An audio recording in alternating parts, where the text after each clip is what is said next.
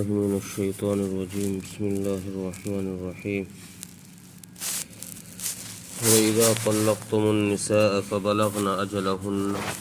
فلا تعضلوهن أن ينكحن أزواجهن إذا تراضوا بينهم بالمعروف ذلك يوعظ به من كان منكم يؤمن بالله واليوم الآخر ذلكم أزكى لكم وأطهر والله يعلم وأنتم لا تعلمون.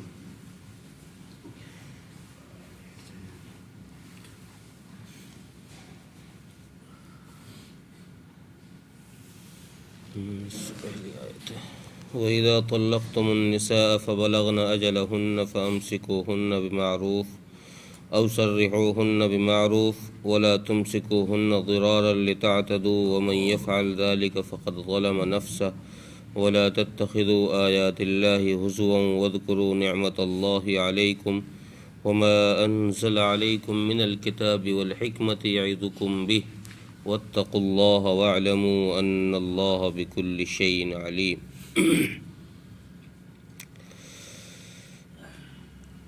پچھلی آیت میں ذکر تھا کہ اگر عورت کو 3 طلاق دے دی تو اب مرد کے اختیار میں نہیں ہے کہ اس سے رجعت کر سکے یا اس سے دوبارہ نکاح کر سکے جب تک کہ وہ عورت کسی دوسرے مرد سے نکاح نہ کر لے اور وہ دوسرا مرد پھر کسی وجہ سے اسے طلاق دے دے یا پھر اس مرد کا انتقال ہو جائے اور پھر وہ عورت عدت گزارنے کے بعد چاہے تو پھر یہ دونوں جو پہلا شوہر ہے اور یہ عورت آپس میں نکاح کر سکتے. اس آیت کے اندر چونکہ شریعت نے اجازت صرف 2 طلاق تک دی ہے تو اس لیے یہاں پھر سے اس 2 طلاق کا ہی ذکر کر کے فرما رہے ہیں، چونکہ یہاں چند آیات کے اندر شریعت مطہرہ نے طلاق کا جو عادلانہ نظام بتلایا ہے اس میں یہ صاف کر دیا ہے کہ طلاق کر کے کسی کو طلاق دے کر کسی عورت کے ساتھ ظلم نہ کیا جائے، اس کو ستایا نہ جائے، پریشان نہ کیا جائے. اس لیے اس آیت کے اندر اللہ تبارک و تعالیٰ نے اس عورت کا ذکر فرمایا جو مطلقہ ہے، جس کو طلاق دی جا چکی ہے اور اس کی عدت پوری ہونے کے قریب ہے، یعنی 3 حیض اس کے پورے ہونے کے قریب ہیں. تو اب یہ عورت جب عدت کے ختم پر آ جائے، قریب ہو جائے، تو اب مرد کو اللہ تبارک و تعالیٰ نے 2 اختیار دیے. یہ اس مرد کی بات ہو رہی ہے جو 2 یا 1 طلاق دے کر اس کو چھوڑ دے. تو اب شریعت نے اس مرد کے لیے یہ حکم دیا ہے فَبَلَغْنَ أَجَلَهُنَّ فَأَمْسِكُوهُنَّ بِمَعْرُوفٍ أَوْ سَرِّحُوهُنَّ بِمَعْرُوفٍ. دونوں جگہ لفظ معروف لے کر آئے ہیں کہ چاہے تو مرد اس عورت سے رجعت کر لے، اس کو واپس اپنے نکاح میں رکھ لے، اور چاہے تو مرد اس کو آزاد کر دے، یعنی اس کو چھوڑے رکھے. جب عدت پوری ہو جائے گی تو وہ خود بخود طلاق واقع ہو جائے گی اس پر. لیکن شریعت کا قانون دیکھیے، شریعت نے دونوں جگہ لفظ معروف لے کر آئے ہیں، یعنی دستور کے مطابق. اگر رکھنا ہے تو پھر جو پچھلا غصہ ہے، جس غصے کی وجہ سے تم نے اس بیوی کو طلاق دی ہے، اس غصے کو تھوک دو. اب دونوں میاں بیوی دوبارہ سے آپس میں محبت کرو، پیار کرو، پھر آپس میں نکاح کرو. ایسا نہ ہو کہ پچھلا غصہ بھی تمہارا ساتھ ساتھ چلتا رہے، تم اس سے رجعت بھی کر لو. اور پھر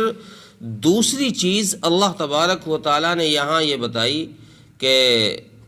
قرآن کریم کی ایک دوسری آیت میں اللہ تعالیٰ فرماتے ہیں کہ جب تم رجعت کرو اپنی عورت کے ساتھ، جب تم رجعت کرو تو 2 گواہ ایسے بنا لو جو کسی ایسے وقت میں جب تمہاری دوبارہ کہیں انبن اگر ہو گئی تو وہ گواہ کام آ جائے. یا پھر خدا نہ خواستہ اگر بعد میں آگے چل کر عورت سے کوئی نااتفاقی ہوئی اور عورت نے عدالت میں تمہارے خلاف مقدمہ دائر کر دیا تو اس وقت وہ گواہ کام آ سکیں کہ بھئی دیکھو ہم نے ان گواہوں کے سامنے رجعت کی ہے، ان کے سامنے ہم نے رجعت کی ہے۔ اس لیے جب تم رجعت کرو تو اس وقت دو آپ اپنے گھر والوں میں سے ہی ایسے گواہ متعین کر لو جو ایماندار ہوں، جو تمہارا فائدہ کر سکے، تمہیں نقصان نہ پہنچا سکیں، اس خوف کی وجہ سے بھی کہ عورت تم پر مقدمہ کر سکتی ہے، اور اس وجہ سے بھی کہ کبھی تمہارا نفس ہی تمہیں دھوکہ دے دے اور تم آگے چل کر کوئی بات انبن ہو عورت سے اور تم ہی کہہ دو کہ میں نے تم سے رجعتی نہیں کری، میں نے تو تم سے رجعتی نہیں کری، تم کو طلاق دے دی تھی میں نے تو۔ اگر تم ہی ایسا کر سکو تو ان خدشات سے بچنے کے لیے، ان خطرات سے بچنے کے لیے شریعت نے فرمایا فَاشْهِدُوا ذَوَيْ عَدْلٍ مِّنْكُمْ وَأَقِيمُوا الشَّهَادَةَ لِلَّهِ، دو گواہ ایسے قائم کر لو، ایسے بنا لو جو ایسے وقت میں تمہیں کام آ سکے۔ دوسری چیز یہاں یہ فرمائی کہ چلو تمہاری اگر نہیں بن رہی ہے، آپس میں اتفاق نہیں ہو رہا ہے، تو چونکہ نکاح ایک معاہدہ ہے، اس معاہدے کے فسخ پر، اس کے توڑنے پر، جب اس کو توڑا جائے گا، چونکہ طلاق اس کے توڑنے کا نام ہی ہے، جب اس معاہدے کو توڑا جائے گا تو پھر کہیں ایسا نہ ہو کہ یہ توڑنا، اس معاہدے کا فسخ کرنا کہیں تم میں آپس میں رنجش کا اور جھگڑے کا سبب نہ بن جائے۔ جھگڑے کا سبب بعض دفعہ طلاق کی وجہ سے دو خاندانوں میں بلکہ پورے قبیلوں کے اندر اس کے اثرات پیدا ہو جاتے ہیں اور لڑائی جھگڑے کی ایسی نوبت آ جاتی ہے کہ انسان کی جان تک چلی جاتی ہے۔ یہ بڑا سنگین مسئلہ ہے، اس لیے شریعت نے فرمایا، شریعت نے یہ حکم دیا کہ تمہیں اگر چھوڑنا ہے تو پھر اب وہ غصہ تھوکو، طلاق تو تم نے اس کو دے دی، تم اس کو چھوڑ رہے ہو، اب وہ دشمنی، وہ عداوت جو ہونی چاہیے اس عداوت کو ختم کر دو، عداوت مت رکھو۔ ٹھیک ہے تمہارا معاملہ تھا، اب تک چل رہا تھا، اب فسخ کرنا تم چاہ رہے ہو، اس نکاح کو باقی رکھنا نہیں چاہ رہے، تو اب ایسا کرو او سرحوہن بمعروف، کہ اب دستور کے مطابق اس عورت کو آزاد کر دو۔ یہ نہیں کہ دھکے مکے مار کر اور آپس میں جھگڑا کر کر، گریوان پکڑ کر، کپڑے پھاڑ کر، گالیاں دے کر اس طرح سے لے کر جاؤ یا تم چھوڑو اس کو، بلکہ شریعت کہتی ہے کہ مطلقہ بیوی کا شوہر پر حق واجب ہے جب تک یہ عورت عدت کے ایام میں ہو، عدت اس شوہر کے گھر میں گزارے، اور عدت کے ایام میں اس مرد پر یہ واجب ہے کہ اس عورت کا نان و نفقہ اس مرد کے ذمے ہے۔ طلاق کے دنوں میں، عدت کے دنوں میں جب یہ عورت عدت میں ہے تو اب خرچ یہ مرد دے گا، نہ کہ اس کے عورت کے گھر والے۔ اور شریعت نے پھر یہ فرمایا کہ جب تم اس کو بھیج رہے ہو، عدت پوری ہو رہی ہے، تو اب وہ دشمنی تاکہ ختم ہو جائے، لڑائی جھگڑے کی نوبت نہ آئے، شریعت کا عادلانہ نظام دیکھو۔ شریعت کہتی ہے کہ چلو ٹھیک ہے بھائی تم نے اس کو چھوڑ دیا، تو اب جاتے وقت اس پر یہ احسان کرو، یہ احسان کرو کہ اس کو کچھ ہدیہ دے دو، اس عورت کو کچھ ہدیہ نقدی دے دو، کچھ پیسے دے دو، کچھ کپڑے دے دو، اگر نہ ہو سکے تو کم سے کم درجے میں ایک جوڑا کپڑا ہدیہ دے کر اسے روانہ کر دو کہ لو جی یہ آپ کا ہدیہ ہے، اب آپ اپنا گزارا کیجئے، اپنی ریکھ دیکھ کیجئے، میں اپنا کرتا۔ تو چونکہ جب اس طریقے سے رخصتی ہوگی اور جدائیگی ہوگی دونوں میں کہ ہدیہ دیا جائے گا، تو پھر اس دونوں میں آپس میں وہ جھگڑے کی شکل پیدا نہیں ہوگی، نہ اتفاقی نہیں ہوگی، وہ عداوت جو ہوگی وہ عداوت کم ہو جائے گی۔ اور اگر دھکا مکی سے کام لیا گیا کہ نہیں جی تم نے ہماری بچی کو طلاق دے دی اور ہم نے ان کو طلاق دے دی، اب دھکا مکی جب ہوگا تو پھر عداوت عروج پر آئے گی، دشمنیاں بڑھیں گی نہ کہ گھٹیں گی، اور جب دشمنیاں بڑھیں گی تو پھر انسان کی جان کا خطرہ بھی، جان کا نقصان بھی اس میں ہو سکتا ہے۔ اس لیے شریعت نے عادلانہ نظام یہ قائم کیا کہ اگر نہیں نبھ رہا تو طلاق دینے کے بعد جب رخصت ہو عدت پوری ہونے کے بعد میں، تو پھر اس کو تم کچھ ہدیہ دو، کم سے کم درجے میں ایک جوڑا کپڑا ہی اس کو دے کر واپس کر دو۔ آگے اللہ تبارک و تعالیٰ نے فرمایا لیکن ایسا نہ کرنا جیسے مشرکین مکہ کے یہاں دستور تھا کہ لوگ اپنی عورتوں کے ساتھ، بہت سارے لوگ ایسے تھے جو اپنی عورتوں کو رکھنا بھی نہیں چاہتے تھے، ان کو سہاگن بھی نہیں رکھنا چاہتے تھے، اور ان کو بیوہ بھی نہیں کرنا چاہتے تھے، یعنی نہ تو ان کو طلاق ہی دیتے تھے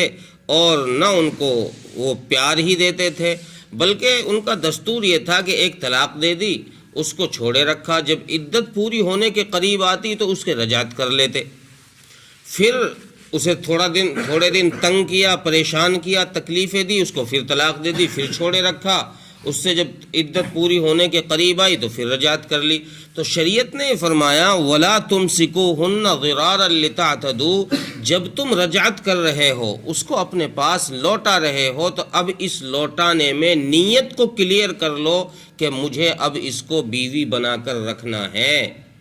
ستانا نہیں ہے، تکلیف نہیں دینی ہے۔ ضرارا لتعتدوا، تم اس تکلیف میں پہل نہ کرو، اس تکلیف کو نہ بڑھاؤ، اس کی پریشانیاں نہ بڑھاؤ، اس کو پریشانی دینے کے لیے تم اس کو اپنے پاس نہ لے کر آؤ۔ وَمَن يَفْعَلْ ذَلِكَ فَقَدْ ظَلَمَ نَفْسَهُ، جو شخص ایسا کرے گا کہ اس نے تکلیف دینے کے لیے بیوی کو لوٹایا کہ اس کو یار چلو اور ستا لوں اور پریشان کر لوں اور ظلم کر لوں اس پر، اس لیے اس نے اس سے رجعت کی ہے اور لوٹا کر لایا ہے اپنے نکاح میں کہ اس پر ظلم کیا جائے، تو شریعت نے، قرآن کریم نے کہا ہے کہ یہ آدمی اس عورت پر نہیں اپنے اوپر ظلم کر رہا، یہ آدمی اس عورت پر ظلم نہیں کر رہا، یہ آدمی اپنے اوپر، خود اپنے اوپر ظلم کر رہا ہے۔ فقد ظلم نفسہ، اور ظلم کرنا، اس کا ظالم کو تھوڑی دیر تو اس کو لگتا ہے کہ ہاں میں نے کسی کو ستایا ہے، لیکن اللہ تبارک و تعالیٰ کا ضابطہ یہ ہے کہ ظالم کو ظلم کا بدلہ آخرت میں تو ملے گا ہی، آخرت میں تو ظالم کو ظلم کا بدلہ ملے گا ہی، لیکن اکثر اللہ تبارک و تعالیٰ ظالم کو ظلم کا مزہ کچھ دنیا میں بھی چکھا دیتے ہیں۔ بہت کم ظالم ایسے نظر آئیں گے کہ جنہوں نے ظلم کیا ہو اور وہ دنیا میں ذلیل و خوار ہونے سے رہ گئے۔ اللہ تبارک و تعالیٰ کا یہ ضابطہ ہے کہ ظالم کے ظلم کو اللہ تبارک و تعالیٰ اس کو مزہ دنیا میں چکھانا شروع کر دیتے ہیں، اور اس کا مزہ یہ ہوتا ہے کہ اس کو لوگوں کی نظروں میں ذلیل کر دیتے ہیں، اور اس آدمی کو احساس بھی نہیں ہوتا کہ یہ میرے ظلم کی سزا، یہ میرے ظلم کی وجہ سے ہو رہا ہے۔ اور اللہ تبارک و تعالیٰ نے فرمایا کہ تم میری آیتوں سے کھلواڑ نہ کرو، نکاح اور طلاق کو کھیل نہ بناؤ، یہ کوئی کھیل کی چیزیں نہیں ہیں کہ تم اس کو کھیل بنا لو، جب چاہو نکاح کر لو اور جب چاہو طلاق دے دو۔ یہاں حدیث میں آتا ہے کہ رسول اللہ صلی اللہ علیہ وسلم نے ارشاد فرمایا کہ 3 چیزیں ایسی ہیں اگر تم نے مذاق میں بھی کہا تو وہ تینوں واقع ہو جائیں گی، اور تم نے غصے میں کہا تو بھی وہ واقع ہو جائیں گی۔ اگر سیریس میں تم نے کہا پھر بھی وہ چیزیں واقع ہو جائیں گی، اور تم نے مذاق میں کہہ دیا تو واقع ہو جائیں گی۔ ایک نکاح، دوسرے طلاق، اور تیسرے رجعت، اور ایک حدیث میں ہے کہ تیسرے عتاق۔ 3 چیزیں، یعنی ایک تو اگر کسی نے مذاق میں گواہوں کے سامنے یہ کہا کہ میں نے فلاں کی لڑکی کو قبول کر لیا تو یہ نکاح ہو جائے گا۔ مذاق میں بھی، ویڈیو بنانے کے چکر میں بہت ساری ویڈیو ایسی آتی ہے نا کہ فلاں کی لڑکی کو فلاں کے میں نے قبول کر لیا، ناٹکیہ ویڈیو میں کسی نے اگر مذاق میں بھی یہ کہا تو نبی اکرم صلی اللہ علیہ وسلم کا فرمان ہے کہ اس کا نکاح منعقد ہو گیا۔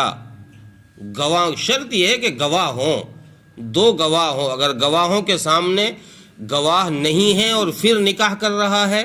تو پھر سیریس میں بھی اگر کرے گا تو نکاح نہیں ہوں گے، چونکہ نکاح کے لیے شرط یہ ہے کہ 2 گواہ ہوں۔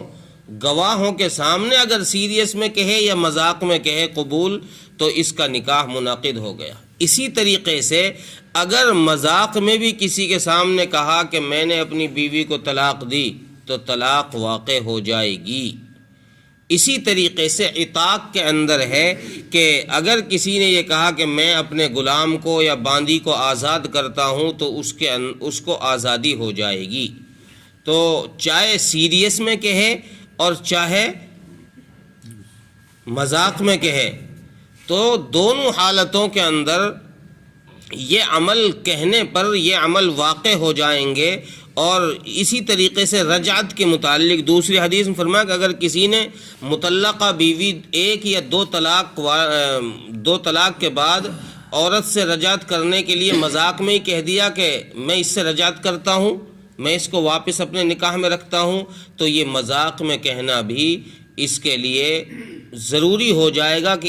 اس کو اپنے پاس رکھے، اس کی رجعت واقع ہو جائے گی۔ اس لیے اللہ تبارک و تعالیٰ نے فرمایا وَلَا تَتَّخِذُوا بِآيَاتِ اللَّهِ هُزُوًا، تم اللہ کی آیتوں کو مذاق مت بناؤ، کھیل مت بناؤ، کوئی تماشے کی چیز نہیں ہے کہ تم ان کو تماشے کی چیز سمجھو کہ جس سے چاہا رجعت کر لی، جس سے چاہا چھوڑ دیا، جس کو چاہا طلاق دے دی، جس سے چاہا نکاح کر لیا، کبھی چھوڑ دیا۔ یہ اس طرح کا کھیل تماشا نہیں ہے۔ اس لیے اللہ تبارک و تعالیٰ نے کھیل تماشا کرنے والوں کو ہمیشہ ذلیل کیا ہے۔ جو اللہ کے ساتھ قرآن کریم میں کئی جگہ فرماتے ہیں اللہ کہ جو ہمارے ساتھ استہزاء کرتا ہے، یعنی ہماری آیتوں سے جو مذاق کرتا ہے، یوں سمجھو کہ ہم اس کا مذاق کر رہے ہیں لیکن اسے احساس بھی نہیں۔ اللہ یستہزئ بہم ویمدہم فی طغیانہم یعمہون، سورہ بقرہ کے شروع میں اللہ تبارک و تعالیٰ نے فرمایا کہ یہ مشرک، یہ کافر یہ نبی کریم صلی اللہ علیہ وسلم کو پریشان کر رہے ہیں اور یہ سمجھ رہے ہیں کہ ہم تو مذاق کر رہے ہیں۔ یہ کوئی مذاق نہیں ہے، بلکہ ہم ان کے ساتھ مذاق کر رہے ہیں اور ہم نے ان کو ڈھیل دے رکھی ہے کہ مذاق یہ کہ یہ سمجھ رہے ہیں کہ ہم عیش میں ہیں، اور ہم نے ان کو ڈھیل دے رکھی ہے کہ ان کو پکڑ کر پھر جہنم میں لایا جائے، ان کو سزا پر لایا جائے گا، سزا پر چڑھایا جائے گا، بغیر سزا دیے ان کو چھوڑا نہیں جا سکتا۔ تو اللہ تبارک و تعالیٰ نے استہزاء کرنے والوں کو ہمیشہ ذلیل کیا ہے اور ان کے لیے سزا متعین ہے۔ اور اللہ تبارک و تعالیٰ نے پھر